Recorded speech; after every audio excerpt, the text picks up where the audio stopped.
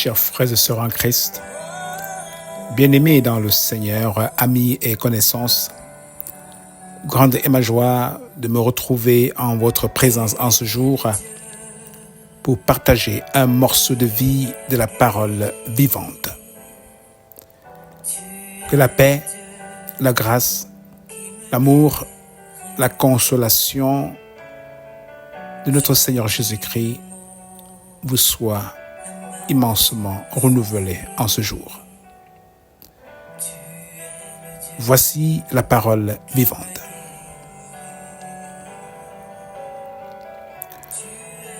Jésus pleura, sur quoi les Juifs dirent « Voyez comme il l'aimait ». Jean 11, 35 à 36.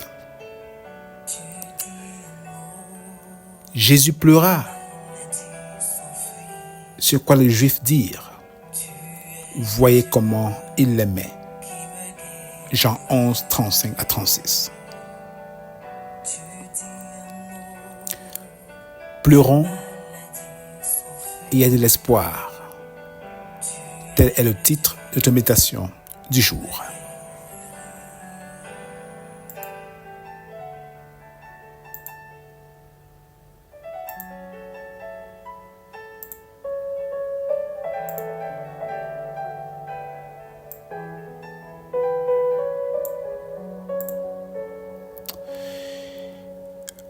Pleurons, mon frère, ma sœur, mon ami, car il y a de l'espoir.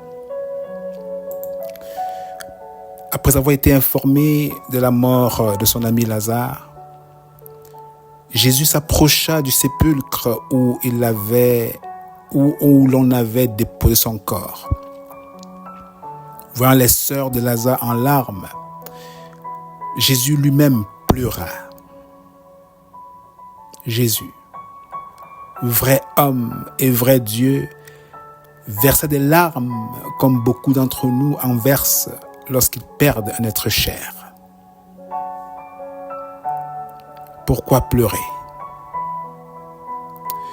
Pleurer peut avoir plusieurs sources ou plusieurs causes émotionnelles, physiologiques, psychologiques et parfois même spirituelles. Mais de manière générale, pour l'être humain, les larmes sont un moyen d'exprimer et de libérer ce qui habite l'intérieur. Voilà pourquoi nous pouvons empêcher quelqu'un de pleurer. Comme Jésus aux côtés des sœurs de Lazare, les larmes deviennent une façon d'être solidaire dans la peine de l'autre lorsque toute autre forme de consolation semble épuisée. En d'autres termes, c'est normal de pleurer. Les pleurs de Jésus devant la mort de son ami n'étaient pas de la comédie. Ils étaient réels, parce que la mort est une réalité. Pleurer, c'est aussi prendre conscience, mon frère, ma sœur, de la fin. Pourtant, beaucoup refusent de pleurer parce qu'ils ne veulent pas faire face à cette vérité. La fin du temps, la fin d'un pouvoir, la fin d'une position d'autorité, la fin d'une occupation, d'un emploi, la fin de la vie. Oui, mon frère, ma sœur, il y a une fin à toute chose, comme nous le rappelle l'Ecclésiaste. Il y a un temps pour tout, un temps pour toutes choses sous les cieux, un temps pour naître et un temps pour mourir, un temps pour planter et un temps pour arracher ce qui a été planté, un temps pour tuer et un temps pour guérir, un temps pour abattre et un temps pour bâtir, un temps pour pleurer et un temps pour rire, un temps pour se lamenter et un temps pour danser. Un temps pour chercher et un temps pour tout perdre. Un temps pour garder et un temps pour jeter. Ecclésiaste 3, les versets 1 à 6. Accepter la fin n'est pas facile. Mais si l'on accepte la fin, c'est aussi laisser l'opportunité à Dieu de nous ouvrir à quelque chose de nouveau. Jésus a pleuré sur la mort de son ami Lazare, mais son espérance était que Lazare vivrait avec lui dans l'éternité. Les larmes, aussi réelles soient-elles, ne ramèneront jamais ce que nous avons perdu. Elles sont surtout un signe de solidarité et de compassion. Mais pour nous, chrétiens, pour nous qui sommes sauvés, je suggère qu'il y a une autre raison de pleurer, ou de pleurer pour les morts. C'est de pleurer sur les vivants, de pleurer sur les vivants qui n'ont pas encore compris la fin des choses. Ceux-là qui vivent sans espérance, qui vivent uniquement pour aujourd'hui, ignorant qu'il existe une vie éternelle, soit auprès de Jésus-Christ au paradis, soit loin de Dieu dans un feu éternel auprès de Satan en enfer. Le prophète Jérémie a pleuré sur le peuple de Juda, car il voyait leur destruction venir et ne réalisait pas leur fin. De même, mon frère, ma sœur, mon ami, si tu n'as pas encore reçu Christ dans ta vie comme seul Seigneur et Sauveur, je pleure pour toi. Je pleure pour toi si tu ne crois pas encore que l'enfer existe vraiment. Je pleure pour toi si tu n'as pas encore donné ta vie à Jésus-Christ. Je pleure pour toi car tu t'exposes à une mort éternelle. Et c'est pas ce que je veux.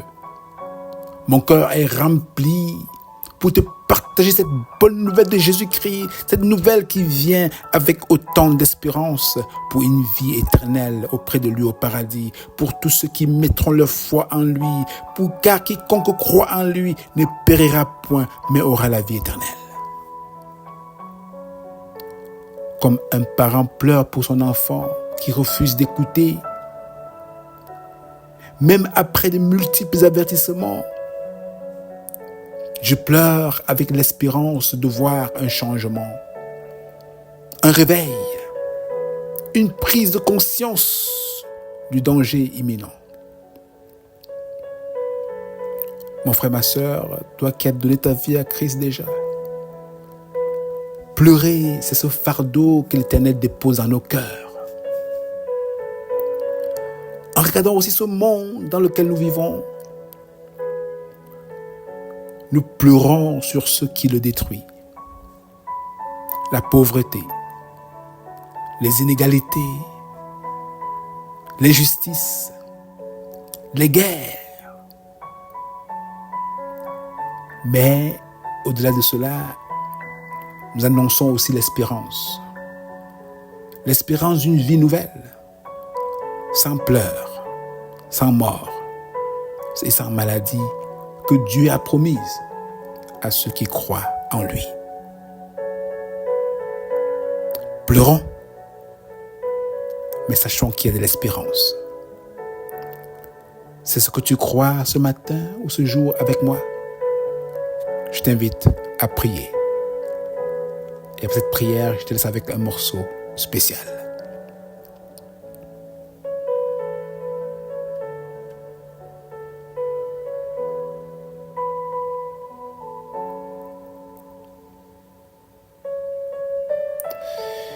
Tu as mis en toute personne cette capacité, Seigneur, de pleurer pour exprimer ce qui est en dedans de lui ou d'elle. Nous te bénissons parce que tu ne nous laisses pas seulement pleurer, mais tu nous donnes d'espérer au-delà de nos pleurs. Beaucoup pleurent aujourd'hui encore sans espérance, Seigneur. Alors que nos cœurs sont lourds et pleurent pour eux, nous te prions de nous accompagner dans cet élan de solidarité avec eux, non seulement dans nos pleurs, mais également avec le message d'espérance d'une vie nouvelle que tu nous donnes en Jésus-Christ. Et que seuls ceux qui mettront leur foi en lui pourront hériter. Merci de le faire, Seigneur. Non pas pour nous, mais pour eux, également pour la plus grande gloire de ton nom. C'est au nom de ton Fils Jésus-Christ que nous avons prié. Amen.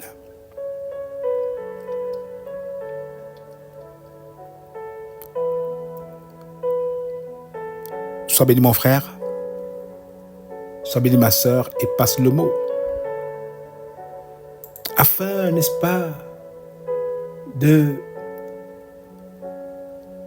donner à ceux qui pleurent de l'espérance. Passe le mot afin, n'est-ce pas, de permettre à ceux-là qui n'ont pas encore donné leur vie à Jésus-Christ de ne pas mourir sans espérance. Passe le mot et continue pour ta part à propager cette bonne nouvelle de la parole de Dieu. D'ici à ce que nous voyons pour une prochaine édition de la parole vivante, je vous laisse dans ce précieux bras d'amour, tout en vous priant d'écouter ce morceau spécial à la plus grande gloire de son nom.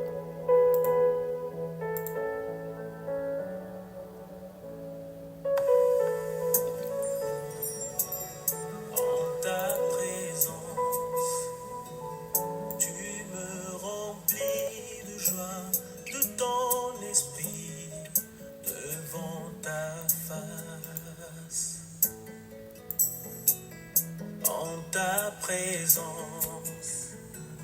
j'oublie mon existence, je répands mon âme, tu essuies mes larmes.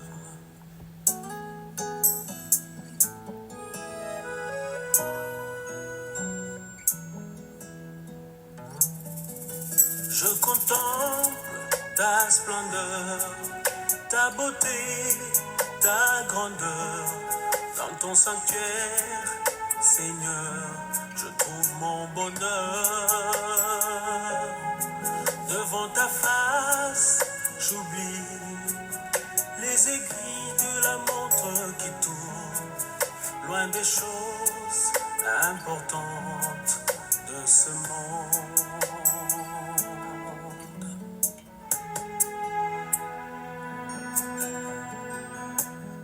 Ta présence, mes craintes, mes peines, mes doutes se fondent en silence devant ta face.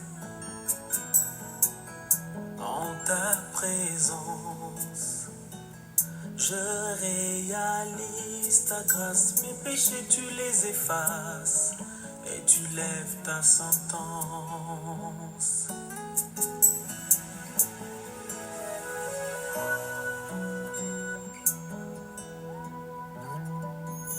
Je contemple ta splendeur, ta beauté, ta grandeur.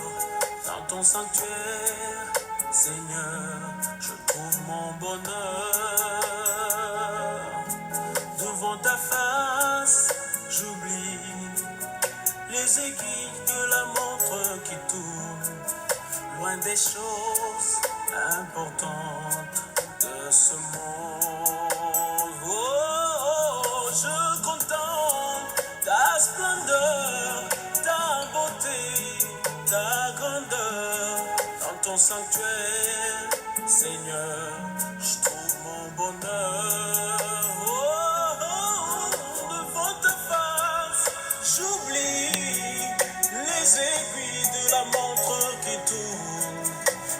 choses.